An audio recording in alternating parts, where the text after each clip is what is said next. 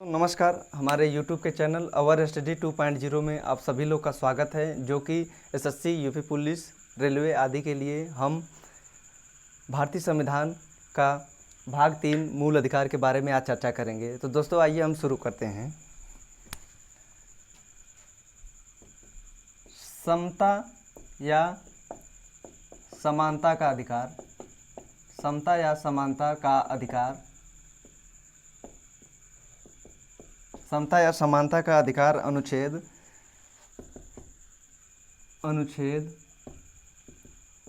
14 से 18 तक।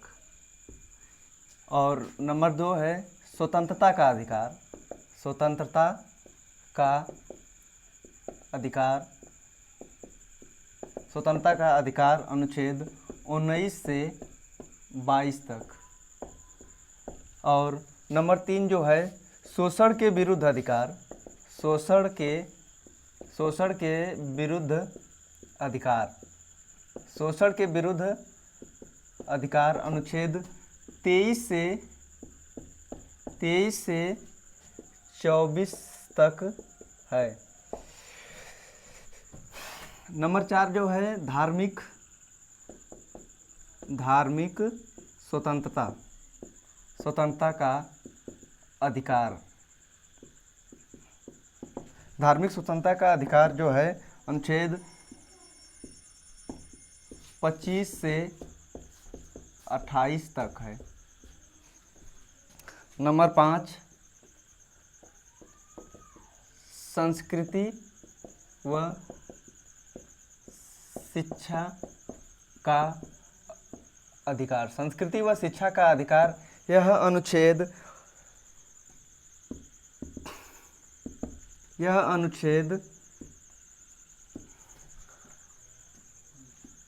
29 से 30 तक है, 29 से 30 तक है। जो हमारा बहुत महत्वपूर्ण जो आ रहा है संवैधानिक तत्वों का उपचार, संवैधानिक तत्वों का उपचार, संवैधानिक तत्वों का उपचार अनुच्छेद 32 में है, अनुच्छेद 32 में है संवैधानिक तत्वों का उपचार, जिसमें डॉक्टर भीमराव अम्बेडकर जी ने इसी अनुच्छेद को संविधान की आत्मा कहा है। तो हम आइए एक बार और रिपीट कर लेते हैं। जैसा कि दोस्तों आप देख रहे हैं कि समानता या समानता का अधिकार अनुच्छेद 14 से 18 तक समता या समानता का अधिकार है।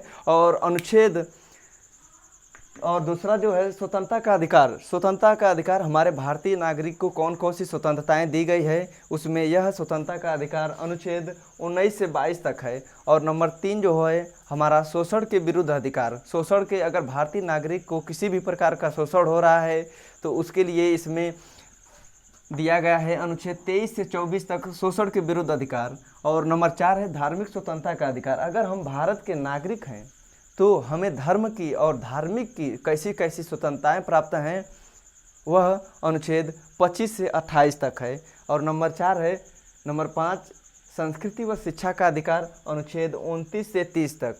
और बहुत ही महत्वपूर्ण जो कि 6वां है संवैधानिक तत्वों का उपचार, संवैधानिक तत्वों के उपचार अनुच्छेद 32, इसमें सभी पदाधिकारियों के लिए कहा गया है, अनुच्छेद 32 सभी पदाधिकारियों से संबंधित है।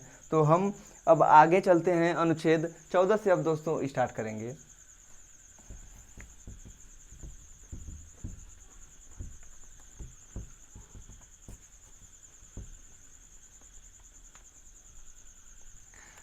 और नंबर 1 जो है 14 से 18 तक, जो 14 से 18 तक सबसे पहले आ जाएगा अनुच्छेद 14, अनुच्छेद 14 विधि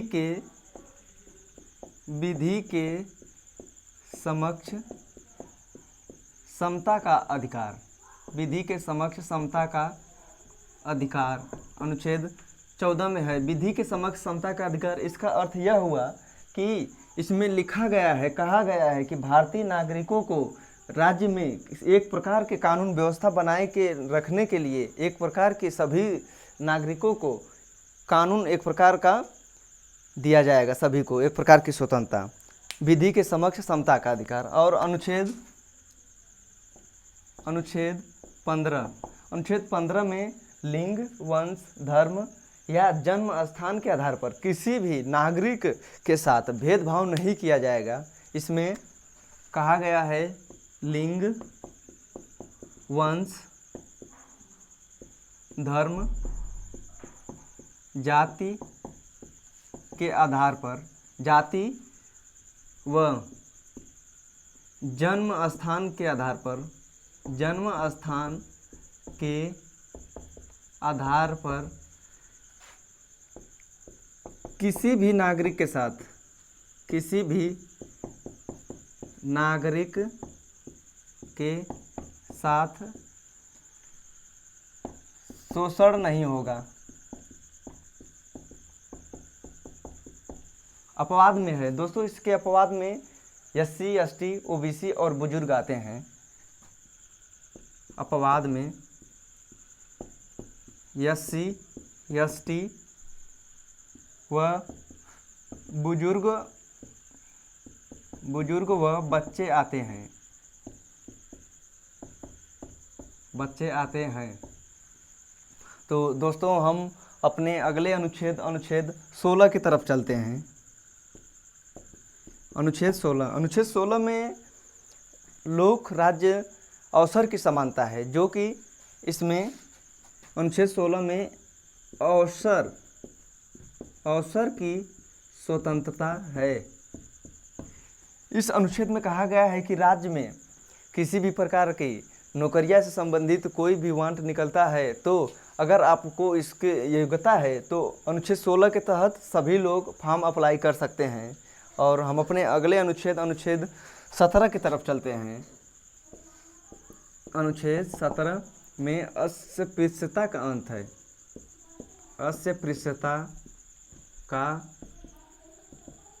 अस्पृश्यता का अंत। इसमें कहा गया है अस्पृश्यता, जो कि बहुत ही महत्वपूर्ण है। छोटी जातियों के लिए अस्पृश्यता के लिए यह अनुच्छेद वरदान साबित होता है। जैसा कि इसमें छुआछूत का अंत है, छुआछूत का अंत। अगर आपको कोई भी व्यक्ति आपके साथ कह देता है कि जाइए आप छोटी बिरादरी के हैं और यहाँ से भागिए, हटिए, आपके साथ शोषण कर रहा है, तो आप अनुच्छेद 17 के तहत आप जाइए, न्यायालय में जा सकते हैं या अपने नज़दीकी चौकी थाना प्रभारी से जाकर कहिए कि सर मेरा अनुच्छेद 17 का हनन हुआ है। अगर वो हैं तो वो समझ जाएंगे और इसी के तहत आपको कार्रवाई की जाएगी और आपको अनुच्छेद 17 के तहत न्याय दिया जाएगा। अनुच्छेद 17 में छुआछूत का अंत है। और हम अपने अगले अनुच्छेद 18 में चलते हैं। तो दोस्तों अब हम अपने अगले अनुच्छेद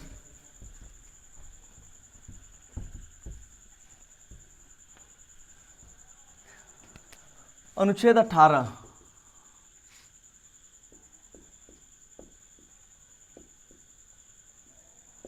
अनुच्छेद 18 में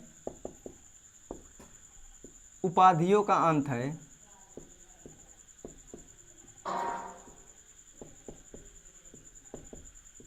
उपाधियों का अंत है, लेकिन इसमें शिक्षा, सेना आदि में अगर आप सेना में हैं या शिक्षा से संबंधित आपको कोई भी उपाधि दी गई है तो आप वही उपाधि यूज कर सकते हैं। अगर आप भारत के नागरिक हैं तो अनुच्छेद 18 के तहत ही आपको अगर किसी अन्य देश की उपाधि लेना है तो आप भारत के राष्ट्रपति के बिना, आप उसके भारत के राष्ट्रपति की अनुमति के बिना आप उपाधि धारण नहीं कर सकते हैं। यह अनुच्छेद 18 में है और इसी अनुच्छेद के तहत ही भारत में किसी भी खिलाड़ी को परमवीर चक्र, पद्म भूषण, विभूषण और भारत रत्न दिया जाता है। अनुच्छेद 18 के तहत ही दिया जाता है। अनुच्छेद 18 के तहत भारत रत्न, पद्मश्री, वीर चक्र आदि सम्मान सेना को दिया जाता है।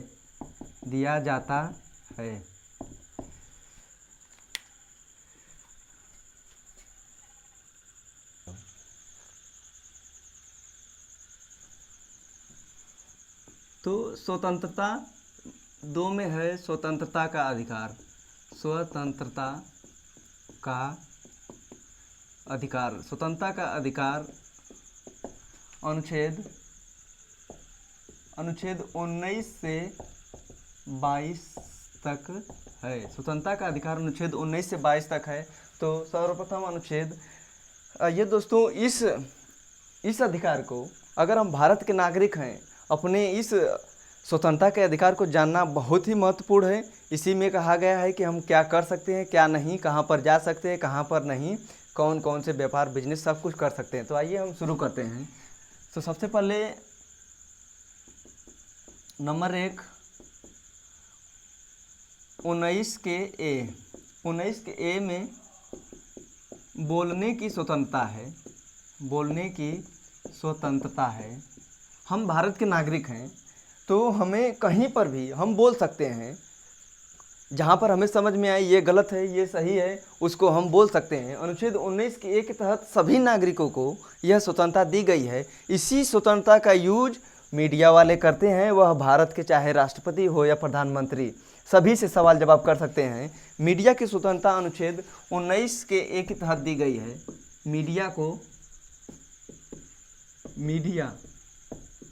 मीडिया को बोलने की स्वतंत्रता इसी में है। मीडिया इसी के स्वतंत्रता के अधिकार पर कहीं पर भी कुछ भी बोल देती है मीडिया। और हम अपने अगले अनुच्छेद 19 के बी के तरफ चलते हैं, जो कि 19 के बी में जो है बिना हथियार लिए अगर हमें कोई दिक्कत है, अगर किसी प्रकार की हमारी कोई पदाधिकारी या अधिकारी हमारी बात को नहीं समझ रहा है, नहीं सुन रहा है, तो हम बिना हथियारों के एकत्रित हो करके सभा बना सकते हैं, संगठन बना सकते हैं और उसमें अपनी बातों को रख सकते हैं। बिना हथियारों के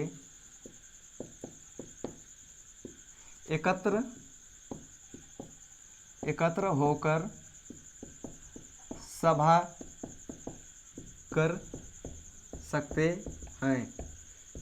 आप देख लीजिए, बिना हथियारों के कहीं पर भी आप कर सकते हैं, हमारी मांगे पूरी करो, हमारी मांगे पूरी करो।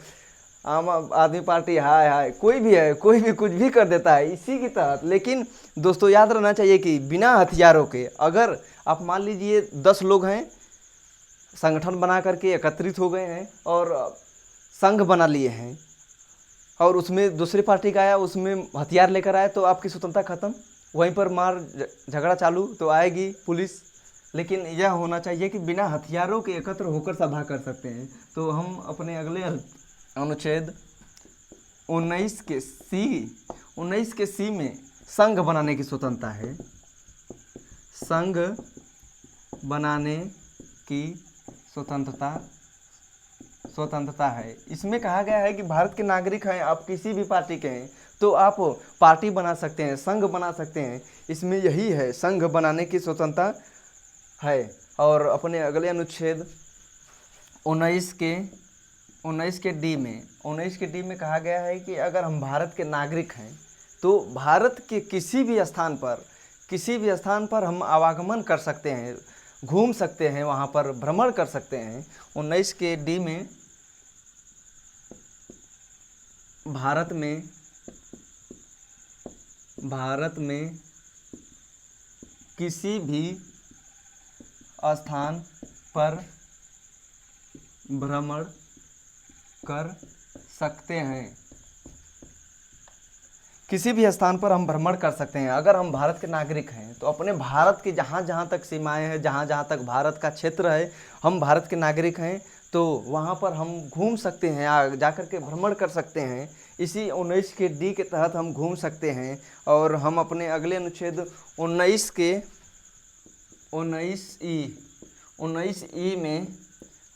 ई में जो है कि हम भारत में, अगर हम भारत के नागरिक हैं, हम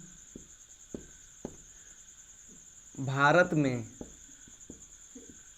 कहीं भी निवास कर सकते हैं।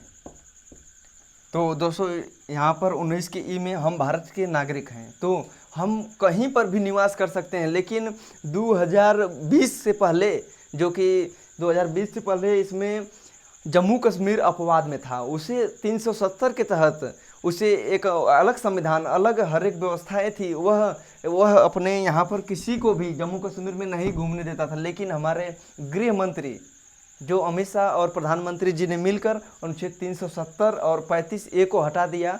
तो इसके लिए अगर भारत के नागरिक वहाँ पर भी व्यापार कर सकते हैं, घूम सकते हैं, कुछ भी कर सकते हैं, अब उनको स्वतंत्रताएं दी गई हैं। तो हम अपने अगले अनुच्छेद 19 के एफ में व्यापार करने की स्वतंत्रता, 19 के एफ में कहा गया है कि हम भारत के नागरिक हैं। हम भारत के नागरिक हैं तो कोई भी व्यापार कर सकते हैं। अपनी आजीविका चलाने के लिए हम कोई भी व्यापार कर सकते हैं, लेकिन ध्यान रहना चाहिए कि उस कार्य को किसी भी अपवाद या अपराध नहीं हो, इसलिए हम व्यापार कर सकते हैं। तो हम अपने अगले अनुच्छेद 19 के थोड़ा सा जी के बारे में बात करेंगे। अपने अनुच्छेद 19 के जी के बारे में बात करेंगे। हमें 7 प्रकार की स्वतंत्रताएं थी। जो हमारी 7वां स्वतंत्रता थी, वह हमारी 7वां स्वतंत्रता, सबसे पहले मूल संविधान में 7 प्रकार की स्वतंत्रताएं थी। 7वीं स्वतंत्रता थी हमारा संपत्ति का अधिकार। संपत्ति का अधिकार यह था कि अगर हम अपनी संपत्ति को कमाए हैं, एक कंपनी से 10 कंपनी बना करके कितना भी पैसा जुटा लिए हैं, तो वह हमारी संपत्ति थी। लेकिन इसे 44वां संविधान संशोधन 1978 के तहत इसे हटा दिया गया है। 44वां संविधान संशोधन, इसमें 19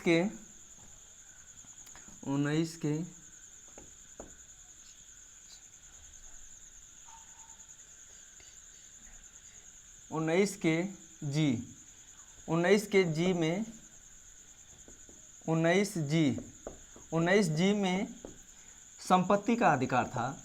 संपत्ति का अधिकार था। इसमें दोस्तों संपत्ति का अधिकार था, 19 के जी में संपत्ति का अधिकार था। लेकिन इसे 44वां संविधान संशोधन 1978 के तहत हटा दिया गया। और इसे जब हटाया गया तो संपत्ति के अधिकार को अब कानूनी अधिकार किया गया था। सन 2016 में, नहीं इसके पहले, जो कि आप लोग सुने होंगे कि नोटबंदी, प्रधानमंत्री नरेंद्र मोदी जी ने नोटबंदी किया था। इसी के कारण किया था कि लोग काला धन जमा कर लिए थे, बहुत से पैसा एकत्रित कर लिए थे, वह ब्लैक मनी हो गई थी। लेकिन इसी 44वां संविधान संशोधन का ही फायदा लेकर के भारत के प्रधानमंत्री जी नोटबंदी कर दिए, जिससे कि ब्लैक मनी को रोका गया। तो दोस्तों हम आशा करते हैं कि आप सभी लोगों को हमारा कैसा लगा। आप लोग हमारे चैनल पे लाइक और शेयर ज़रूर कीजिएगा, कमेंट भी कर दीजिएगा। दोस्तों अगर वीडियो अच्छी लगी हो दोस्तों, तो हमारे वीडियो को लाइक और कमेंट शेयर भी कर दीजिएगा और सब्सक्राइब करना नहीं भूलिएगा। दोस्तों जय हिंद, जय जवान, जय किसान, जय भारत माता की जय।